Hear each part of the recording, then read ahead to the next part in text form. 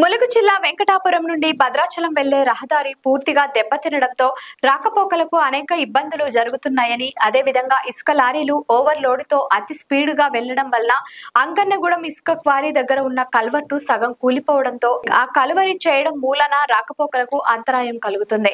అదేవిధంగా లారీలు అతివేగంగా రావడం వల్ల రోడ్లు పూర్తిగా దెబ్బతినడంతో రోడ్లపై లేచే దుమ్ము వల్ల పక్కన ఉన్న పంట పొలాలు నాశనమైపోతున్నాయి. ఈ విషయంపై ఆర్ఎండ్బి సంస్థకు గ్రామస్తులు ఎన్నిసార్లు తెలియజేసినా ఎవరూ పట్టించుకోవడం లేదని గ్రామస్తులు తెలియజేశారు.